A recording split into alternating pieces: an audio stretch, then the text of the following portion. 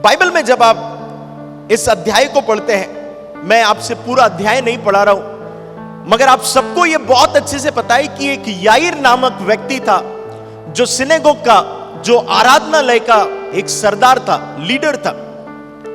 और बाइबल कहती है कि ये जो आराधनालय का सरदार है याईर, इसकी बेटी मरने ही पर थी। और वो यीशु के पास गया और जाकर यीशु के पास जाकर यीशु से कहता है कि मेरी बेटी जो है वो मरने ही पर है, आप चलिए और मेरी बेटी के लिए प्रार्थना करिए। और यीशु मसीह ने कहा कि ठीक है, मैं तुम्हारे साथ चलता हूं प्रार्थना करने के लिए।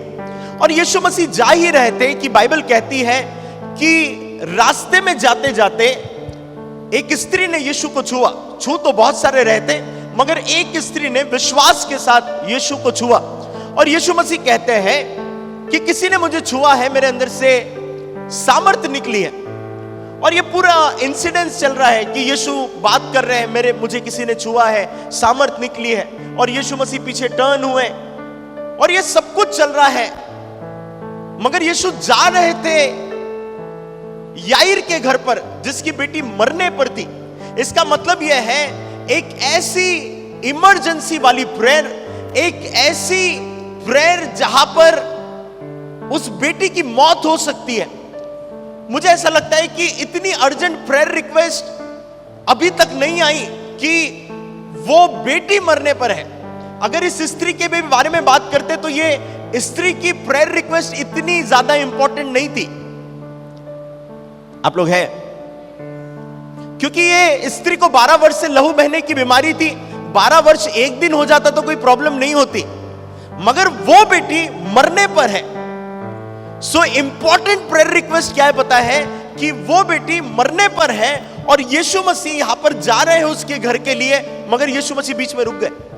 और रुकने के बाद उस स्त्री जिसे 12 वर्ष से लहू बहने की बीमारी है उससे बात कर रहे हैं, उससे कह रहे हैं कि तेरे विश्वास ने तुझे चंगा किया। और ये सब चल रहा है, उसके बीच में कई लोग याईर के घर से आए और याईर को कहते हैं तेरी बेटी मर गई, अब स्वामी को तकलीफ मत दे।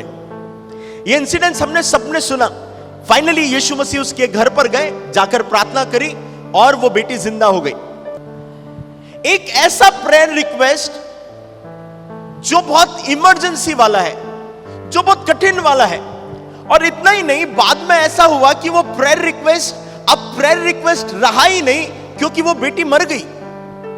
पता है, कई बार हमारी लाइफ में कोई प्रेयर रिक्वेस्ट ऐसे होते हैं जो बहुत ज्यादा आपातकालीन इमरजेंसी वाले हैं, और कुछ प्रेयर रिक्वेस्ट ऐसे हैं जहां पर हमें लगता है वो डेड हो चुके हैं। अब कोई प्रेयर रिक्वेस्ट अब बोलने लायक भी नहीं रही। इवन यदि याईर की बेटी घर पर मर जाती और उसे पता होता तो शायद वो यीशु के पास आता भी नहीं।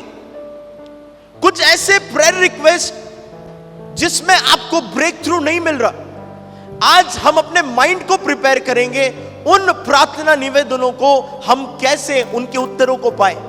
और पहली और इंपॉर्टेंट बात क्या थी पता है, जो याईर के जीवन में थी वो थी, याईर ने अपना प्राइड, अपनी सोच, अपनी मानसिकता और अपना सब कुछ हटा करके यीशु पर ट्रस्ट किया था। पहली और इंपॉर्टेंट बात, आपको पता है याईर कोई नॉर्मल व्यक्ति नहीं था। याईर एक सिनेगॉग का लीडर था, आराधनालय का सरदार या लीडर। और आराधनालय का सरदार या लीडर किन लोगों को बनाया जाता था पता है? जिन्हें मूसा का लॉ बहुत अच्छे से पता है।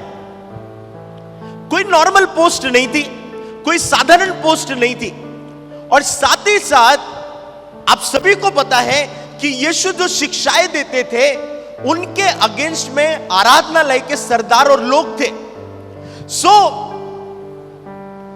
याईर का यीशु के पास आना बहुत नॉर्मल नहीं था कि कोई व्यक्ति यीशु के पास आया और यीशु को बोल रहा है मेरे लिए प्रार्थना कर दो। ये नॉर्मल बात नहीं थी। ये वो बात थी जहां पर एक व्यक्ति अपनी इज्जत दांव पर लगाकर यीशु के पास प्रेयर रिक्वेस्ट लेकर आया। आपके जीवन में तब तक ब्रेक थ्रू नहीं आ सकता जब तक आप याईर के जैसे, जो कुछ आपका प्राइड है, जो कुछ आपकी पोस्ट है और जो कुछ आपका लेवल है, उन सबको दरकिनार करके, छोड़ करके आप पूरे ट्रस्ट के साथ प्रभु के पास नहीं आते। आपको पता है, आप चर्च में आने के बावजूद भी आप कितना भी लोगों को बोले मैं प्राइड नहीं करता, मैं घमंड नहीं करता, आपको पता है प्राइड का मतलब यह नहीं है जहां पर मैं लोगों को बोलूं कि तू गरीब है और मैं अमीर हूं, उसे प्राइड नहीं कहते। वो तो एक प्राइड का प्रकार है। आपको पता है, आप चर्च में बैठे बैठे भी प्राइड कर सकते हैं। और वो प्राइड क्या है पता है? जहां पर सब लोग आराधना कर रहे हैं और वर्शिपर बोल रहा है आराधना करो, मगर आप कह रहे हैं मैं आराधना नहीं करूंगा। आप डिनाई कर रहे हो, मैं 1 घंटे खड़ा नहीं होऊंगा, मैं आधे घंटे खड़ा नहीं होऊंगा, मैं ऐसा कुछ नहीं करूंगा जो ये लोग कर रहे हैं। आपको पता है, प्राइड का मतलब सिर्फ ये नहीं कि आप अपने पैसों पर घमंड करते हैं। प्राइड का मतलब यह है जब आप झुकने से मना करते हैं। प्राइड का मतलब सिर्फ ये नहीं है जहां पर आप बोल रहे हैं कि मैं बहुत अमीर हूं, मेरी पोस्ट बहुत बड़ी है। नहीं, प्राइड का मतलब यह है जहां पर आप टूटने और ब्रेक होने से मना करते हैं। आपको पता है बाइबल में क्या लिखा हुआ है? याईर सिर्फ यीशु के पास आया नहीं, बाइबल क्या बोलती है पता है? वो यीशु के पैरों में गिर गया। आपको पता है बाइबल कहती है वो सिर्फ आकर यीशु को बोल नहीं रहा, वो ऐसे नहीं बोला यीशु मसीह आई एम जायरस, मैं आराधनालय का सरदार हूं और मेरी बेटी बीमार है, क्या आप चलेंगे मेरे साथ प्रार्थना करने? और यीशु मसीह बोलता है हाँ भाई साहब चलता हूं, आप आराधनालय के सरदार हो यार, आपसे क्या पंगा। नहीं, आपको पता है बाइबल में लिखा हुआ है वो यीशु के पैरों पर गिर गया।